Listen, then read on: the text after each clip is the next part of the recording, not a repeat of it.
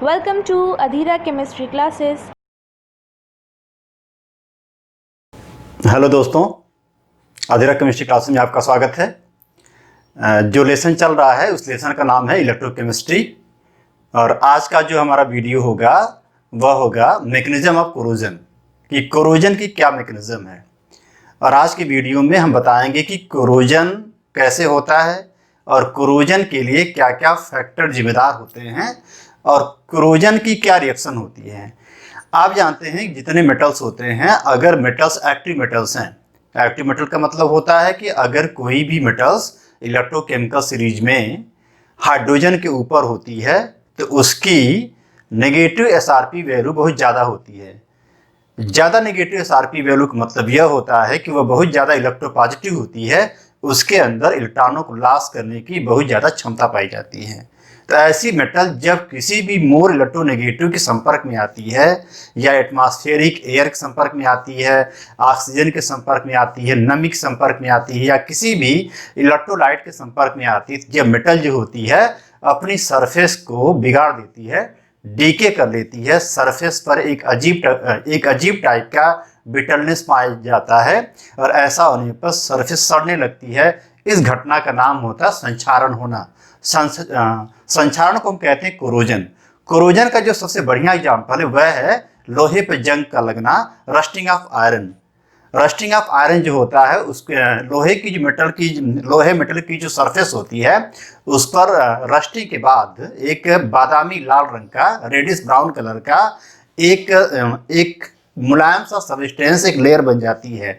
वह लेयर जो होती है झर झर के नीचे आने लगती है और फिर से नई सरफेस को ओपन करने लगती है, सरफेस एरिया बढ़ने लगता है। एक समय ऐसा आता है लोहा कमजोर होके, बिटल होके, क्षणभंगुर होके टूट जाता है। इस पूरी घटना का नाम रखा जाता है rusting of iron. Rusting of iron जो होता है कोरोजन का एक एग्जाम्पल है। तो आज का जो हमारा वीडियो होगा उसमें हम बताएंगे कि कोरोजन कैसे होता है, कोरोजन की क्या मैकेनिज्म है। उसको समझाने के लिए हम रस्टिंग ऑफ आयरन का एग्जांपल लेते हैं। तो रस्टिंग ऑफ आयरन जो होता है, लोहा जैसे ही किसी एटमॉस्फेरिक एयर या किसी भी मोर इलेक्ट्रोनेगेटिव के संपर्क में आता है, किसी एसिड बेस साल्ट या इलेक्ट्रोलाइट के संपर्क में आता है तो लोहा लगता है रस्ट करने, जंग लगाने, मूर्छा खाने। इस घटना को समझाने का सबसे बढ़िया एग्जाम्पल है वह है इलेक्ट्रोकेमिकल फेनोमेनन। इलेक्ट्रोकेमिकल फेनोमेनन जो एग्जाम्पल होता है, तो अब ये जानना होगा कि आपको इलेक्ट्रोकेमिकल फेनोमेनन क्या होता है। तो इलेक्ट्रोकेमिकल फेनोमेनन जो है उसको समझने के लिए हमको जानना पड़ेगा इलेक्ट्रोकेमिकल सेल। और वह इलेक्ट्रोकेमिकल सेल के लिए हमारा एक वीडियो है, उस वीडियो को देखिए। उसमें मैंने इलेक्ट्रोकेमिकल सेल की पूरी मैकेनिज्म, उसका पूरा डायग्राम, उसका पूरा फिगर, साल्ट ब्रिज, कैसे एनोड कैथोड से इलेक्ट्रॉनों का फ्लो होता है, कैसे आयनों का बैलेंस होता है, कैसे इलेक्ट्रोकेमिकल सेल में से केमिकल एनर्जी इलेक्ट्रिकल में कन्वर्ट होती है, इन सारी बातों को मैंने बाकायदा समझाया हुआ था। तो आप अधीरा केमिस्ट्री क्लासेज को सब्सक्राइब करके जो इलेक्ट्रोकेमिस्ट्री का जो प्लेलिस्ट है उसमें जो इलेक्ट्रोकेमिकल सेल का जो वीडियो है उसको ध्यान से देखिए। उसको देखने के बाद ये जो है जो आज हम दिखाने पढ़ाने जा रहे हैं वो आपको बाकायदा समझ में आएगा। तो आज की वीडियो में हमारा फोकस होगा मैकेनिज्म ऑफ कोरोजन। तो मैकेनिज्म ऑफ कोरोजन को समझाने के लिए हम लेंगे रस्टिंग ऑफ आयरन, और रस्टिंग ऑफ आयरन को समझाने के लिए हम लेंगे इलेक्ट्रोकेमिकल सेल। आप जानते हैं इलेक्ट्रोकेमिकल सेल को खोजा था ओल्टा और गैलोना ने, इसलिए उसका नाम रखा जाता है ओल्टिक सेल या गैलोनिक सेल। तो जब आयरन संपर्क में आता है किसी इलेक्ट्रोलाइट या किसी वाटर या किसी CO2 या H2O या मोर इलेक्ट्रोनेगेटिव एटम के संपर्क में, तो उसके सरफेस पर छोटे छोटे गैलोनिक सेल बन जाते हैं। इस छोटे छोटे गैलोनिक सेल के बन जाने के नाते उसमें लोहे का एक पार्ट हो जाता एनोड का, अगला पार्ट हो जाता कैथोड का। लोहे का जो एनोड पार्ट होता है उस पर होता ऑक्सीडेशन, कैथोड के पार्ट पे होता डिपोजिशन। जो बीच में जो खाली स्थान होते हैं उसमें छोटे छोटे जो कोटर्स होते हैं, जो सरफेस एरिया में जो एक्टिव सेंटर के होल होते हैं उसमें इलेक्ट्रोलाइट रहता है। वह इलेक्ट्रोलाइट कहलाता है electrolytic conductor. Anode cathode electrolytic conductor में डूबा रहता है। छोटे छोटे माइन्यूट मेटल की सरफेस पर गैल्वेनिक सेल की भीड़ लगी रहती है। इस भीड़ के कारण से लोहे पर जंग लगना शुरू हो जाता है, लोहे की रस्टिंग होनी शुरू हो जाती है। इस घटना के बारे में बताएंगे हम आज, रिएक्शन को लेकर के कैसे एनोड पे होता है, कैसे कैथोड पे होता है, कैसे वाटर फिल्म कैसे रोल अदा करता है।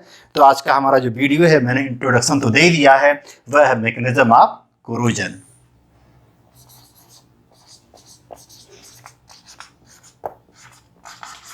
Mechanism of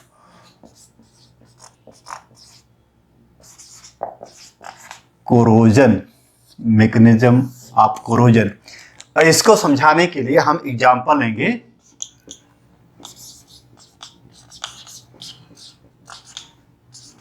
rusting of iron, rusting of iron.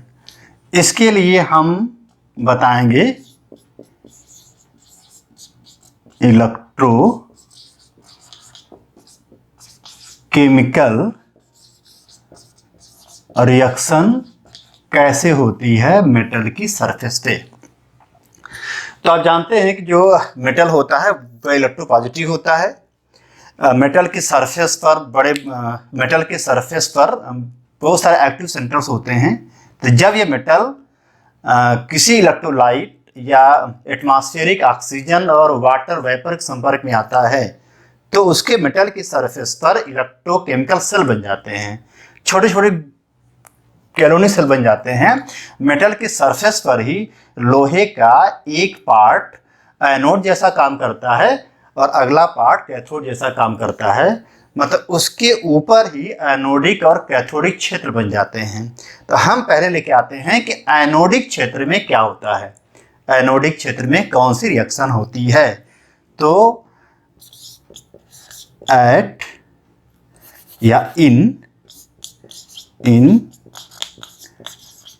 Anodic reason, anodic reason में क्या होता है, एनोडिक रीजन में जो आयरन होता है वह ऑक्सीडाइज होता है, ऑक्सीडाइज होके फेरस आयनों में कन्वर्ट हो जाता है। यह तो हो गया आपका एनोडिक रीजन की रिएक्शन। अगर हम आयरन के सरफेस पर इलेक्ट्रोकेमिकल सेल के बारे में संभावना व्यक्त करते हैं। अब आता है कैथोडिक रीजन में। तो कैथोडिक रीजन के लिए पहले यह जानना पड़ेगा कि यह वाटर फिल्म क्या होती है। तो होता क्या है कि हवा में, एयर में CO2 रहती है, H2O रहता है। तो CO2 H2O में घुल करके बनाता कार्बोनिक एसिड। वो जो कार्बोनिक एसिड होता है उसी को वाटर फिल्म कहते हैं। उस वाटर फिल्म में H2O CO2 रिएक्शन करेगा, बनेगा कार्बोनिक एसिड। वह कार्बोनिक एसिड आयनाइज होकर बन जाएगा एच आयन। तो in water film, water film में क्या होता है, इसमें H2O प्लस CO2 रिएक्शन करके बनाता है H2CO3। यह मैं रस्टिंग ऑफ आयरन को समझा रहा हूं कि मेटल की सरफेस में क्या क्या होता है। तो मेटल की सरफेस पर एनोडिक रीजन में आयरन जो होता है आयरन आयन में कन्वर्ट हो जाता है। वाटर फिल्म एक रीजन होता है। वाटर फिल्म क्या होता है, H2O और CO2 मिल करके H2CO3 बनाते हैं। H2CO3 जो होता है आयनाइज होता है, आयनाइज होके बनाता है H आयन और HCO3 माइनस। अब ये जो H आयन होता है कैथोडिक रीजन में, यह H आयन जो होता है रिड्यूस होता है, रिड्यूस होके ऑक्सीजन के साथ बनाता है वाटर। तो अब हम लेके आते हैं कि कैथोडिक रीजन में क्या होता है। आप इसको नोट डाउन कर सकते हैं, स्क्रीनशॉट ले सकते हैं।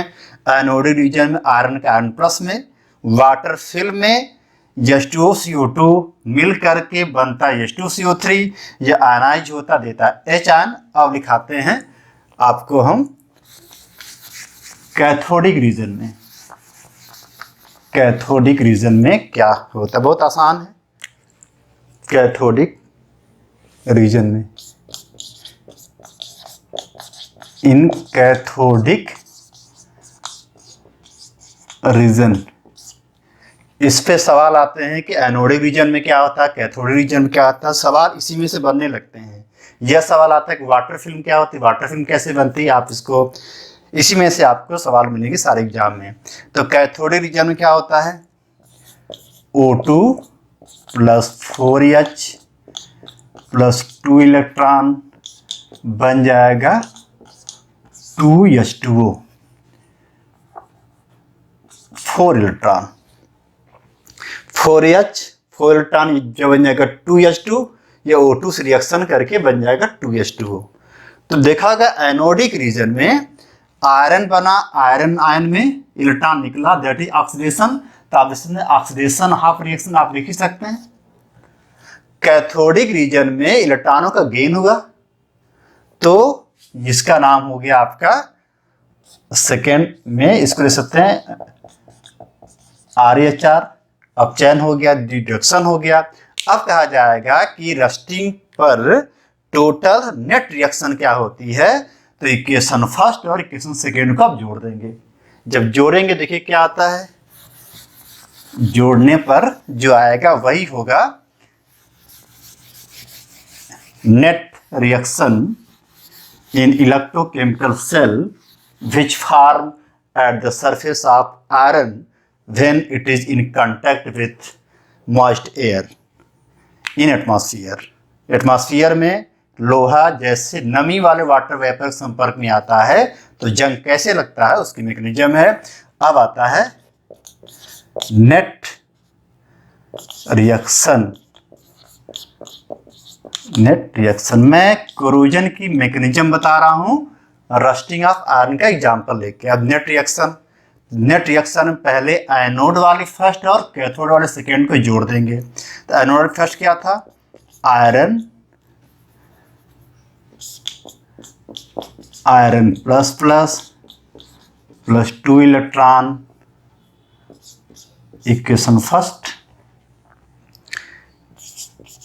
O2 plus 4H plus 4 electron 2H2 equation second. अब इसके इलेक्ट्रॉनों को बैलेंस करने के लिए आप इसको 2 से क्या कीजिए, मल्टीप्लाई कर दीजिए।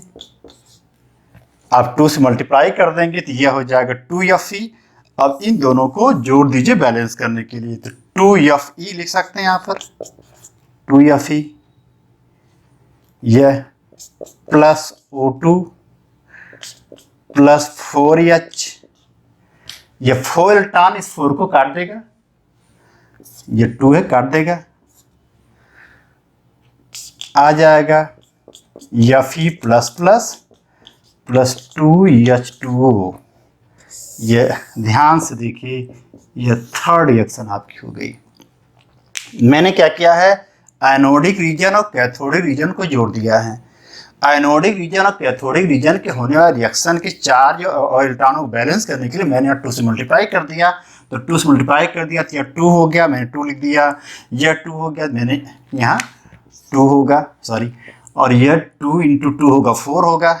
अब यह पूरा आपका net reaction of electrochemical cell which form at the surface of metal of iron. Iron के मेटल के सरफेस पर इलेक्ट्रोकेमिकल सेल के मैकेनिज्म है। मतलब जो अंत में इसका जो रिजल्ट आता है, जो मेन कंक्लूजन आता है कि इलेक्ट्रोकेमिकल सेल के बाद फेरस आयन बन जाते हैं। अब ये जो फेरस आयन होते हैं फिर से एटमॉस्फेरिक ऑक्सीजन से रिएक्शन करके बना लेते हैं फेरिक आयन। किस में बना लेते हैं, फेरस आयन में जाते हैं। Fe जो आयन होता है वह कन्वर्ट हो जाता है Fe प्लस प्लस प्लस में। तो इसमें जब कन्वर्ट हुआ होगा तो इसने इलेक्ट्रॉनों को लॉस किया होगा, तो ये फेरस आयन फेरिक आयन में मतलब फिर ऑक्सीडाइज हो गया। तो एनोड में तो ऑक्सीडाइज हुआ था, कैथोड वाले में हुआ था रिडक्शन। फिर रिएक्शन एक होती है जिसमें आयरन का जो 2 प्लस वाला होता है 3 प्लस में कन्वर्ट हो जाता है, फेरस से फेरिक आयन बनता है, इलेक्ट्रॉनों का लॉस होता है। ये भी इलेक्ट्रोपॉजिटिव नेचर होता है। अब जो आपका जो फेरिक आयन होता है, यह फेरिक आयन एटमॉस्फेरिक ऑक्सीजन और एटमॉस्फेरिक वाटर से रिएक्शन करके फेरिक हाइड्रोक्साइड का हाइड्रेट बनाता है। उसी फेरिक हाइड्रोक्साइड के हाइड्रेट को रस्ट कहते हैं और इस पूरी घटना का नाम होता है रस्टिंग। क्या कहलाता है? रस्टिंग। मैं इसको ऊपर लिखना हूँ कि यह फेरिक हाइड्रोक्साइड एटमॉस्फेरिक ऑक्सीजन और वाटर से रिएक्शन करके बनाता है हाइड्रेट फेरिक ऑक्साइड। तो जो हाइड्रेट फेरिक ऑक्साइड होता है उसी का नाम होता है रस्ट। यह जो थर्ड इक्वेशन मैंने मिटाया नहीं है, यह इक्वेशन नेट रिएक्शन है इलेक्ट्रोकेमिकल सेल में। एग्जाम में ऑब्जेक्टिव सवाल आता है, 1 नंबर का सवाल आता है कि रस्टिंग ऑफ आयरन पर जो रिएक्शन होती है उसको लिखिए। आप इसको लिखिएगा 2Fe + O2 + 4H = 2Fe ++ 2H2O। ठीक है। और आयरन जो होता है फिर आता है फेरिक ऑक्साइड में। अब ये ferric oxide atmospheric oxygen plus water से रिएक्शन करके बनाता है Fe2O3 × X2O। इसका नाम है हाइड्रेट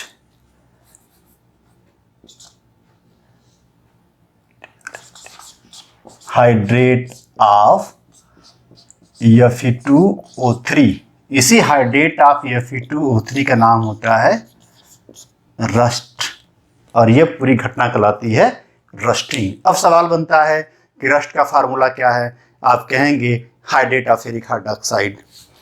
Fe2O3 कैसे बनता है? फेरिक आयन और हाइड्रोक्साइड आयन के कॉम्बिनेशन से बनता फेरिक हाइड्रोक्साइड। फेरिक हाइड्रोक्साइड जो है जब वाटर से जाके सट जाता है, वाटर मॉलिक्यूल इसको जाके भिगो देते हैं, तो जो चीज़ बन जाती है उसका नाम होता है हाइड्रेट ऑफ फेरिक ऑक्साइड। इसी का नाम रस्ट होता है और यह पूरी घटना कहलाती है रस्टिंग ऑफ आयरन।